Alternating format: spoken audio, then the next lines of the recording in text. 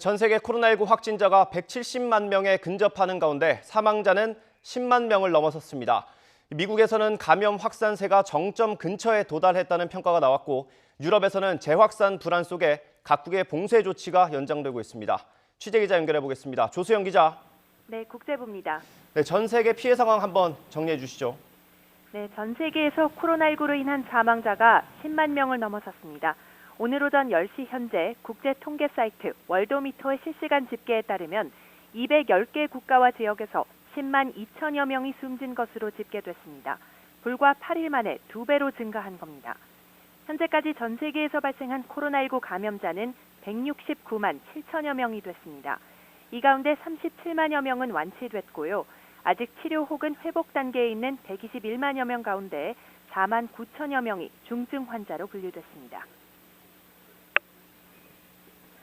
네, 미국은 최대 위기가 될 것으로 예상했던 한 주가 마무리돼가고 있죠. 현재 상황 어떻습니까? 네, 미국의 누적 확진자는 이제 50만 명을 넘어섰고 사망자는 18,600여 명으로 증가했습니다.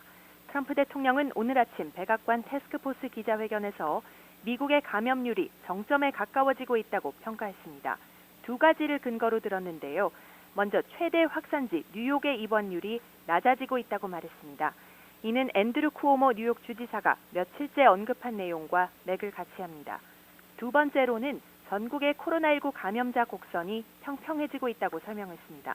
그러면서 뉴올리언스와 디트로이트 등 확산 우려가 컸던 일부 지역들의 상황이 안정화하고 있다고 평가했습니다.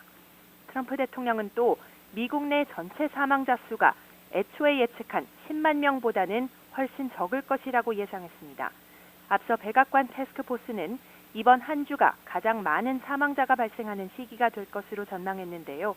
누적 사망자는 10만 명에서 24만 명에 달할 것이라는 예측 모델도 공개한 바 있습니다. 이어 지난 8일 미국 워싱턴 대학 연구소가 추정한 예측치를 다시 내놓았는데 사회적 거리두기 조치의 효과를 평가하면서 6만에서 8만여 명이 희생될 수 있다고 조정했습니다. 대륙별로 보면 유럽이 피해가 가장 큰데 자세한 상황 정리해 주시죠. 네, 지금까지 유럽 30여 개 국가에서 발생한 코로나19 확진자는 78만여 명입니다.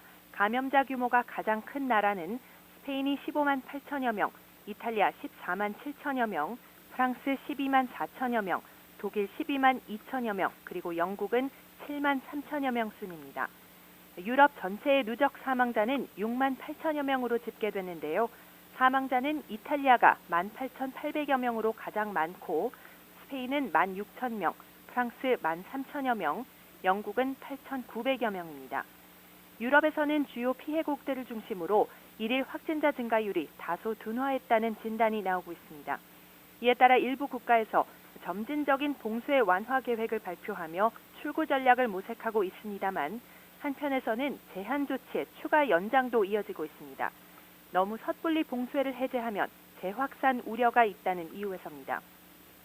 이탈리아 정부는 13일까지인 이동 제한령과 휴교령, 휴업령을 다음 달 3일까지로 연장하기로 했습니다. 서점 등 일부 상점의 경우 모든 안전 규정을 충족한다는 조건 아래 14일부터 영업 재개 허용을 검토하고 있습니다. 스페인 정부도 이동 제한 조치를 다음 달까지 연장하는 방안을 논의 중이고 포르투갈은 국가 비상사태를 다음 달 1일까지 연장했습니다. 하지만 북유럽의 덴마크와 노르웨이 등 일부 국가들의 봉쇄 완화 움직임이 잇따르자 세계보건기구 WHO는 바이러스 재발을 부를 수 있다며 거듭 경고했습니다. 지금까지 국제부에서 YTN 조수연입니다.